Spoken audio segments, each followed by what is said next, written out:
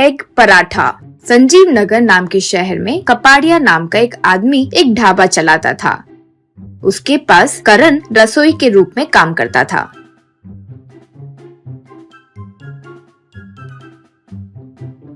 एक दिन करण करी बना रहा था तो कपाड़िया उसके पास आकर करी का स्वाद चख कर, करी तो स्वादिष्ट है, बाकी के आइटम्स भी अच्छे से बना रहे हो ना, अच्छे से बनाओ, लेकिन कल से मैं तुम्हें जो सामान दे रहा हूँ उन्हीं से खाना बनाना होगा। तुम जो सामान लाते हो वो कोई काम का नहीं आएगा, ठीक है ना? यूं कहा करण। ठीक है। यूं कहा।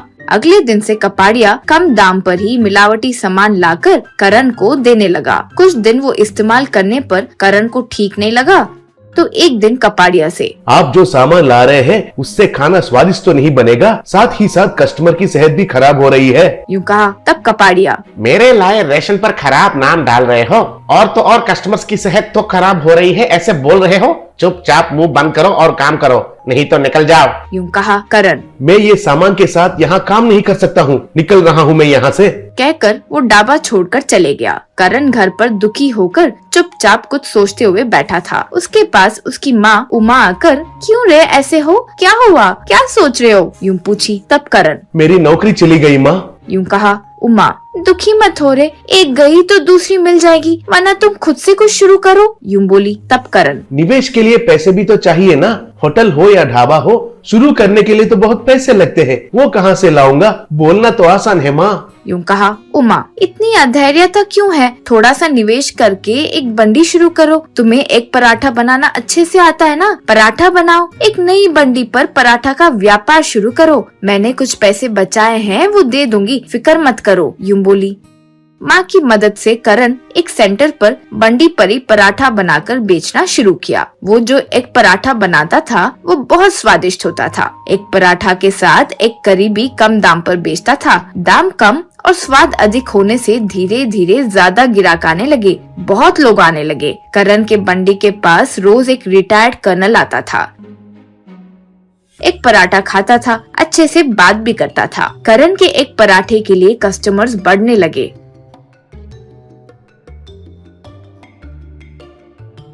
कपाड़िया को करण का यूं आगे बढ़ते देख बिल्कुल पसंद नहीं आया। करण का नाश करना होगा यूं सोचकर करण का एक पराठा एक करी बहुत खराब है यूं प्रचार शुरू किया। वो स्वाद के लिए अंदर कुछ मिलावट करता है और वो सेहत के लिए हानिकारक है ऐसे भी कहने लगा।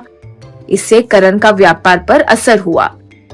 एक दिन कर्नल करण के पास जब आया तो करण को देखकर, क्या हुआ करण, ऐसे डल क्यों हो, यूं पूछा। तब करण, वो कपाड़िया ने सब खराब कर दिया है सर, वो मुझ पर झूठा प्रचार करके मेरा व्यापार खराब कर दिया, क्या करूं समझ नहीं पा रहा हूँ, यूं कहा। तब कर्नल, फिक्र मत करो करण, अच्छे लोगों के साथ हमेशा अच्छा ही होता है, उदास मत हो, मेरी बात मानो और जैसे मैं कहता हूँ वैसे करो। कहते हुए करण से कुछ कहा। फिर अगले दिन से करण अपने पराठे बंडी पर एक बोर्ड लगाया। उसके ऊपर लिखा था कि आप जो पराठा खा रहे हैं उसका स्वाद और क्वालिटी देखकर आपके हिसाब से ही पैसे डब्बे में डालिए, यूं लिखा था। तब से करण उसके पास एक पराठा एक करी मिलाकर खाने वाले लोगों से हो या पराठा खाने वाले लोगों से कभी पैसे नहीं लेता था। खाकर लोग उनके हिसाब से ही डब्बे में पैसे डालते थे। गरीब लोग बिना पैसे डाले खाकर चले जाते थे, तब भी करण उनसे कुछ नहीं कहता था। कुछ लोग तो पराठे के दाम से ज्यादा ही डालते थे। फिर से करण के एक पराठे के ग्राहक बढ़ गए। उस एरिया में करण के पराठे के लिए अच्छा नाम होने लगा। करण एक पराठा का स्वाद बहुत फेमस हुआ और गांव में या पड़ोसी नगर में भी नाम बढ़ने लगा। इससे करण जल्द ही अच्छे से कमाने लगा।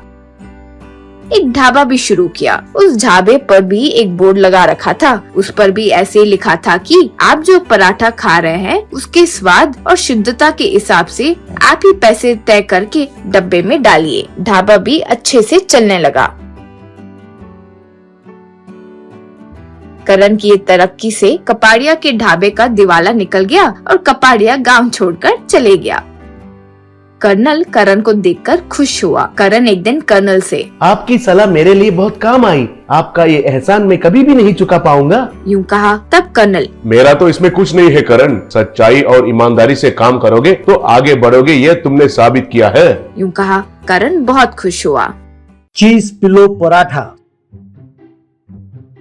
सीतापुर नाम के गांव में रामनाथ नाम का व्यक्ति अपनी पत्नी अनुसुया के साथ मिलकर शादियों में बावर्ची का काम करता था।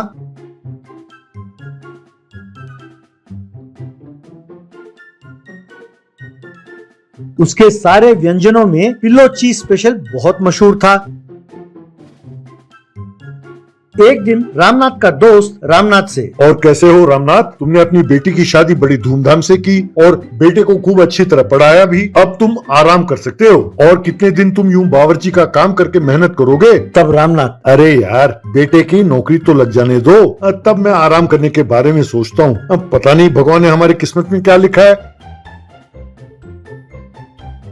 उसके अगले ही दिन नींद में ही रामनाथ का देहांत हो गया। तब परिवार चलाने की जिम्मेदारी उसके बेटे अजय पर पड़ी। अजय ने बहुत कोशिश की, लेकिन उसे कोई भी ठीक से नौकरी नहीं लगी।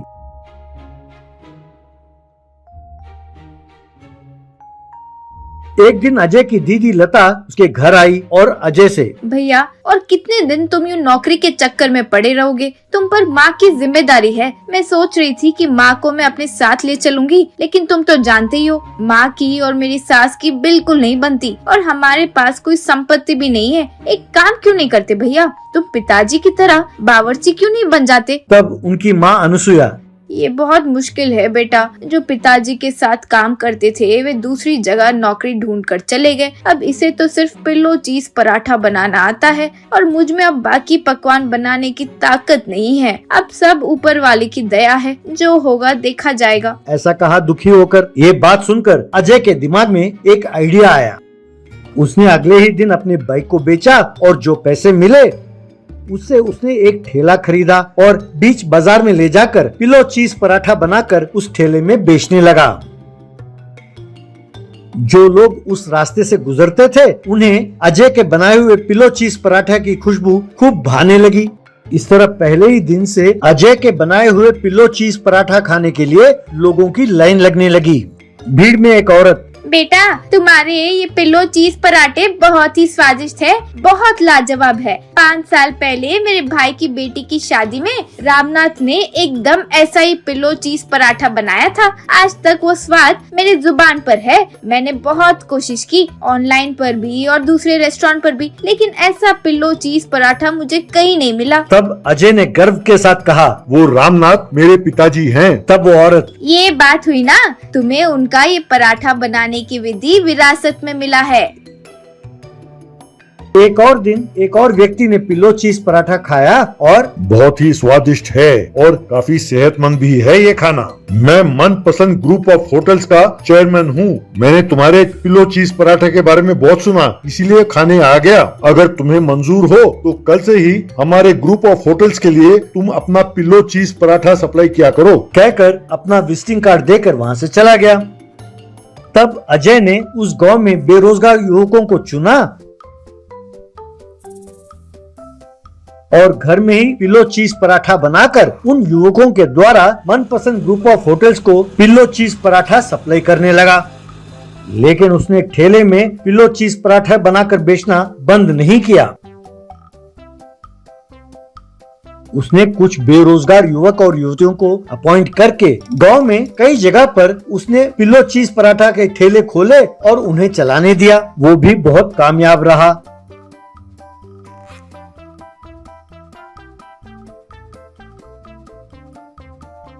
एक दिन अनुसुया अजय से, बेटा अजय, अब तो तुम बहुत अच्छी कमाई कर रहे हो। अपने पिताजी की आखिरी इच्छा पूरी करने का वक्त आ गया है। तब अजय, बोलो माँ, वो इच्छा क्या है? मैं जरूर पूरा करूँगा। तब अनुसुया, कुछ खास नहीं बेटे, तुम्हारे पिताजी की इच्छा थी कि वो एक केटरिंग सर्विस चलाए, लेकिन उनकी इच्छा पूरी नहीं हो सकी। तब अजय, बस इतनी सी बात माँ, ये काम कल ही शुरू करते हैं। ऐसा कहा। अगले ही दिन अजय ने रामनाथ कैटरर्स नाम का कैटरिंग सर्विस शुरू किया। इस तरह सिर्फ उस गांव में ही नहीं बल्कि सारे राज्य में रामनाथ कैटरर्स बहुत मशहूर हो गया। इस तरह अजय ने खूब पैसे कमाए, बहुत बढ़िया घर बनाया और एक सुशील लड़की से उसने शादी की। अजय की कामयाबी देखकर उसकी माँ अनुसुया बहुत खुश हुई। इस तरह अजय उस राज्य के युवकों के लिए एक मिसाल बना। Zero fat chole kulcha. विराजपुर नाम के गांव में नागराज नाम का एक मिस्त्री रहता था। वो लोगों से पैसे एडवांस लेता था और बिना काम किए घर में बैठकर बिरयानी खाकर आराम से सो जाता था। नतीजा ये हुआ कि वो बहुत मोटा हो गया। एक दिन जिन लोगों ने उसे एडवांस पैसे दिए थे वो सब मिलकर एक साथ आए।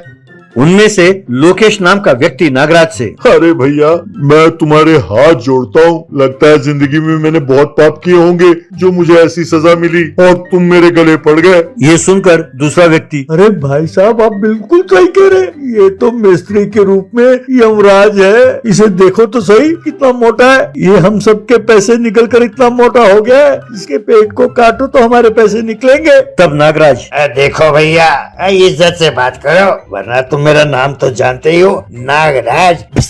डस दूंगा मैं आप सबका काम परसों आकर करूंगा, लेकिन पैसे वापस नहीं करूंगा। तब लोकेश, चुपचाप आकर काम में लग जाओ, वरना मुझे पैसे कैसे वापस लेने हैं अच्छी तरह मालूम है। मैं तुम्हें कुछ नहीं कहूंगा। उस वीरू को पकड़ूंगा जिसने तुम्हें मिलाया था।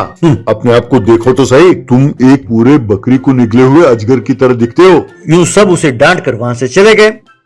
बाद में नागराज का दोस्त वीरू नागराज से, अरे यार, तुम लोगों को यूं परेशान क्यों कर रहे हो? उनका काम क्यों नहीं कर देते? तब नागराज, मैंने तुमसे तो कोई सलाह नहीं मांगा। जाओ चुपचाप मेरे लिए बिरयानी ले आओ, खाकर सो जाऊंगा। बहुत नींद आ रही है यार। कहकर अंदर चला गया।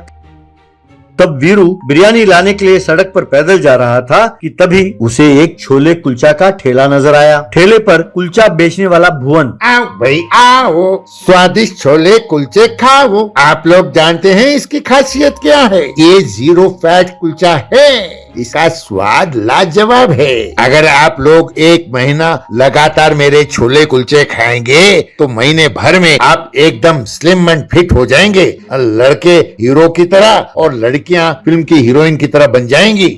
तब से एक महीने तक वीरू भुवन पर नजर रखने लगा। बाद में वीरू भुवन के पास गया और, भैया, मेरा एक दोस्त है, वो एकदम पेटू है। जब देखो खाता रहता है और सोता रहता है और एकदम आलसी हो गया है, काम नहीं करता। जिन लोगों का काम मैंने उसे दिलाया वो लोग मेरे पीछे पड़े हुए हैं, मुझे गालियां दे रहे हैं। मेरा दिमाग खराब था जो मैंने उसे 5 लाख रुपए एडवांस दिलाए थे। भैया, सच सच कहो, क्या वो तुम्हारा कुलचा खाकर एकदम दुबला पतला हो जाएगा? तब भुवन, अरे इसमें शक करने की क्या बात है भैया। अब मेरा कुलचा छोले खाएगा तो बस एक महीने में उसके 10 द्वारे के पिंजरे से चर्बी यूं पिघल कर निकल जाएगी। अगर चाहो तो मैं आकर तुम्हारे दोस्त को समझाऊंगा। चलो भैया, चलते हैं। यूं कहकर छोले कुलचे तैयार करके वीरू के साथ भुवन भी वहाँ चला गया। फिर नागराज के पास जाकर भुवन ने छोले कुलचे उसे दिए। ये देखकर नागराज, ये क्या जबरदस्ती है? मुझे तो सिर्फ बिरयानी चाहिए, और वो भी मटन बिरयानी। जब लाओ सिर्फ वो लाओ, मुझे ये कुलचे वुलचे नहीं चाहिए। कहकर उसने उसे उठाकर फेंका। ये देखकर भुवन, अरे मोटे सांड, तुम्हारी ये हिम्मत! अगर तूने मुझे उठाकर फेंका होता तो मैं बुरा नहीं मानता, लेकिन तूने मेरे छोले कुलचे को फेंका। बच्चों, अब तुम्हारी खैर नहीं। अब मैं तुम्हारी चर्बी उतारूंगा बच्चों। अब तुम्हें चूल्हे के ऊपर बिठाएं तो जैसे तुम्हारी चर्बी पिघलेगी वैसे ही तुम्हें कुलचे खिलाकर पिघलाऊंगा। कहकर नागराज को कमरे के अंदर ले गया और कुर्सी से उसे बांध दिया। उसके बाद वीरू की मदद से हर रोज वो नागराज को तीनों वक्त छोले कुलचे खिलाने लगा। इस तरह एक महीना बीत गया। नागराज बिल्कुल दुबला पतला हो गया। एक दिन भुवन का असिस्टेंट कुलचे लेकर आ रहा था तो उसे देखकर नागराज, अरे कमीनो, मुझे तुम लोग यूं क्यों सता रहे हो? मेरा सारा चर्बी पिघल गया भैया। देखो, मेरे सारे हड्डियां बाहर निकल आई है। अरे यार, मुझसे तो ठीक से बोला भी नहीं जा रहा।